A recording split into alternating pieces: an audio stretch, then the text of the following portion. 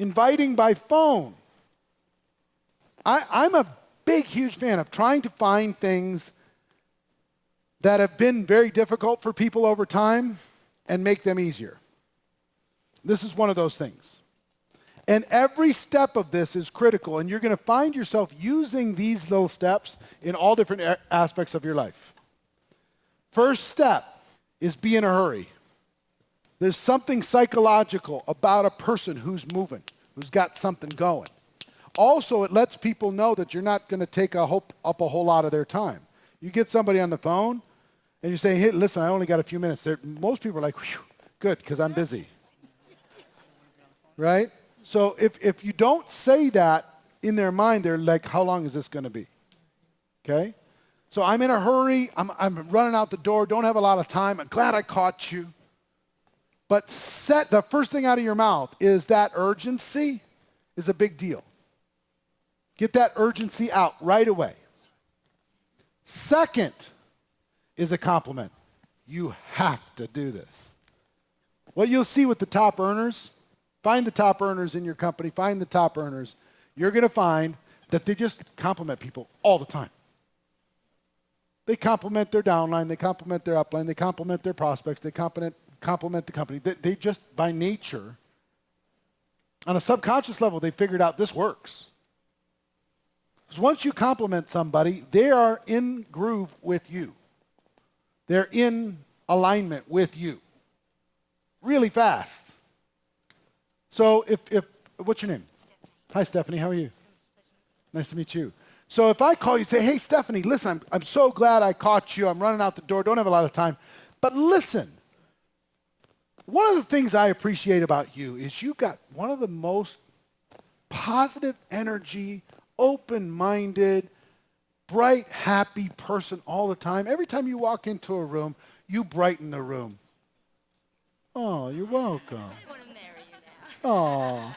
So she says, thank you. Oh, that's really, really good. Oh, I appreciate that. When was the last time you got a compliment? It might have been a while. Now, some of your prospects, you're going to have to work at it, you know? It's like, you've got nice notebook, a great notebook you have.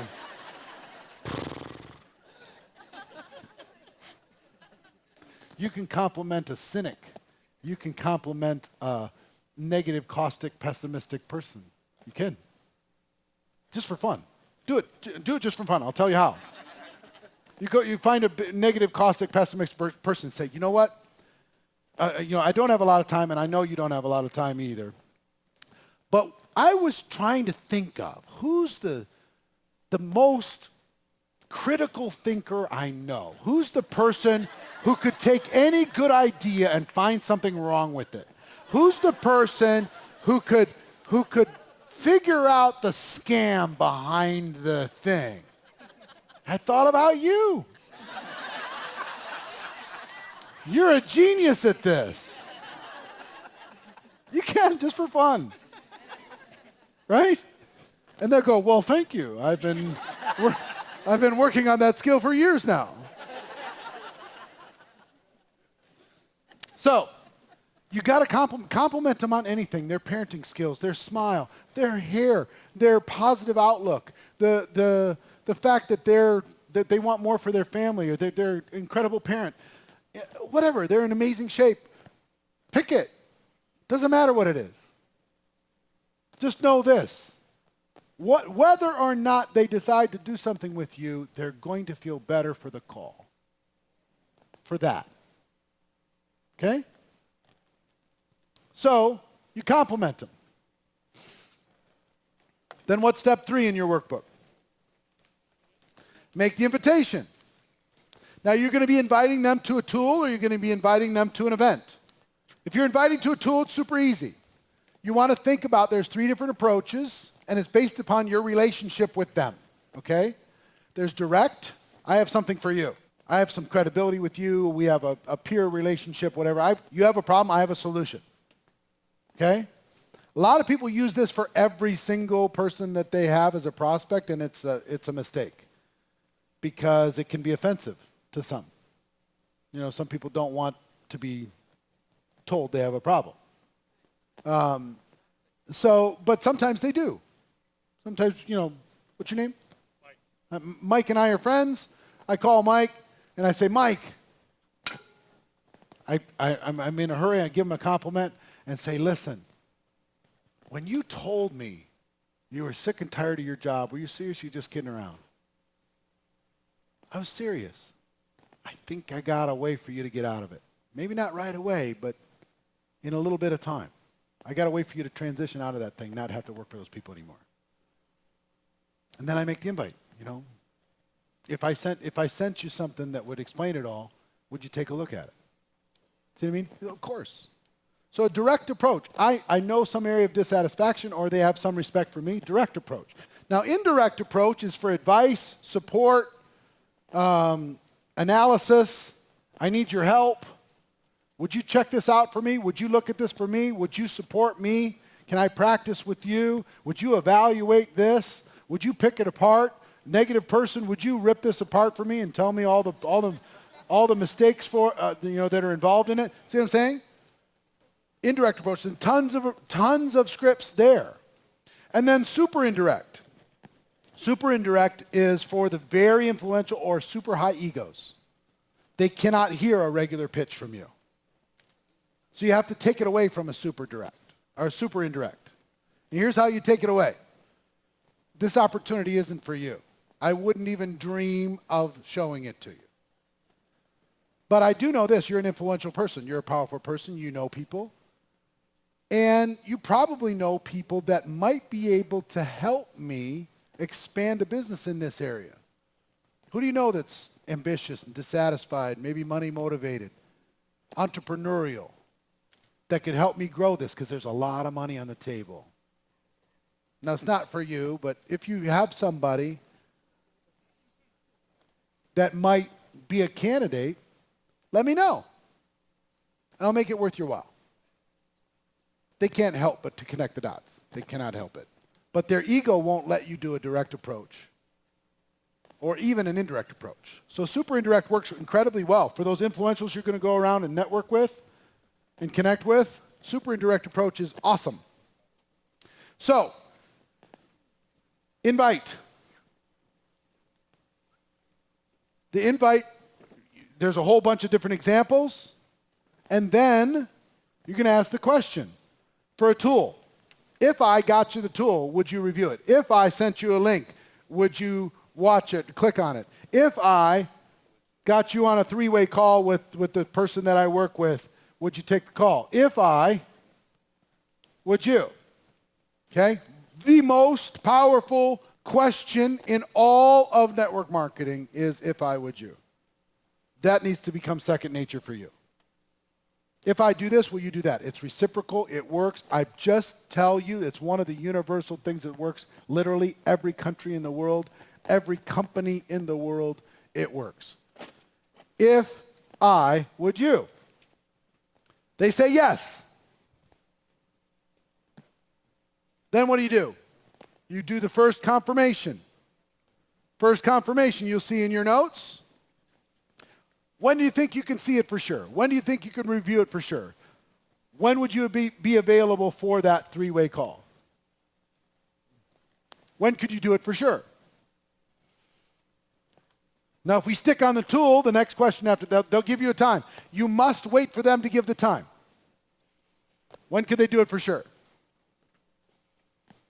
They give you the time, then you say, so, let's say, what's your name, sir? Eddie. Hi, Eddie, how you doing? So I get a hold of Eddie, and I do the invite, and if I sent you a link, would you watch it? Yes. Yes, he'd watch it. When do you think you could see it for sure? It's about 20 minutes long. Tonight? Yeah. All right. So if I call you tomorrow, you'll have seen it for sure, right? Absolutely. It's the next question. So if I call you after he said tonight, then you'll have seen it for sure. What time are you going to call me? What's the best number and time for me to call? Well, I have this number. You can call me. Call you on your cell? Yeah, on my cell at 10 o'clock. Call you in the cell at 10 o'clock tomorrow? 10 o'clock tomorrow morning, yes. All right, 10 please. o'clock tomorrow morning. I'll talk to you then. Thank you. So the invite's done, right? Very clean, very tight, very simple, and it's specific. If I just say, if I give you a link, Would you watch it? He says, sure. Okay, fine, bye. He's not watching it. Now I'm calling him back. Now I'm bugging him. Now he's screening my call. Oh, yeah, I got to watch that stupid thing. I still don't understand why he sent it to me. It's in my inbox somewhere.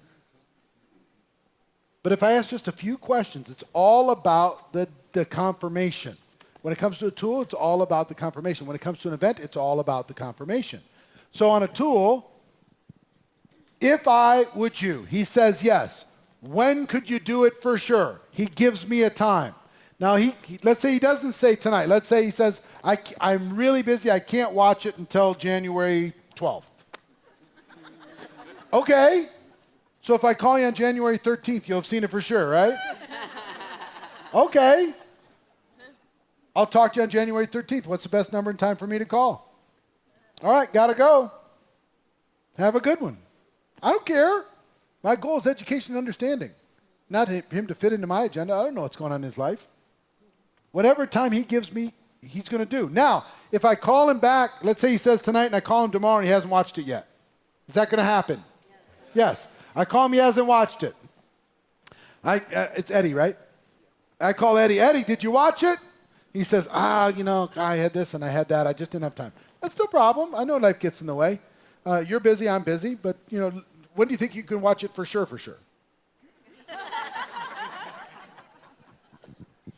Probably today. Probably today. Just let's save each other the time. Give me an absolute, there's no question it's going to happen by that time. Okay, it kind of depends on the kids. Tomorrow morning, I'll definitely watch it. Definitely, for sure? For sure. Okay. You don't need an extra day? No, it's cool. The kids are in school. I'm cool. All right. So if I call you after tomorrow morning, you'll see it for sure? Yeah. All right. Because I don't want to waste any of your time, and I know you don't want to waste mine. Thank you. All right. Cool. What's the best number and time for me to call after? This number. This number at what time? 10 o'clock. 10 o'clock. So by 10 o'clock, you watch it for sure, right? Yeah, 20 minutes. Absolutely. All right. Fantastic. I'll talk to you tomorrow. I call him tomorrow. Have you seen it? He says, I haven't. Some of you get mad. You said you're gonna. Don't get mad. Let it go. That's fine. When do you think you can see it for sure? Let's respect each other's time. He says, I can't see it till this weekend. Fantastic. I'll call you on Monday. Well, you've seen it. You'll see it for sure, right? Yes. I'll see it on Monday. And what happens if he stops answering my calls? No. He doesn't get rid of me that easy. First of all, I'll call when I said I was going to call, and I'll leave a message that said, Eddie, I'm just calling like you asked. Just give me a call at your convenience, and I hope things are okay. Right? He doesn't call back. I text the next day. I'm confused. Are you okay? I called when we asked yesterday, and I left you a message. I can only assume that something's happened. Are you all right? No response. The next day, he gets the one question mark text. The day after that, he gets the 2 question mark text. And the day after that, he gets one more message. And the one more message is, I'm confused and I'm worried, but this will be my last message. I won't call you again unless you let me know for whatever reason what's the challenge here. I will not call again. This will be my last message. Works. He'll get back to you. And again, is my goal to get him? No, my goal is understanding. My goal is education and understanding. That's all I'm there to do.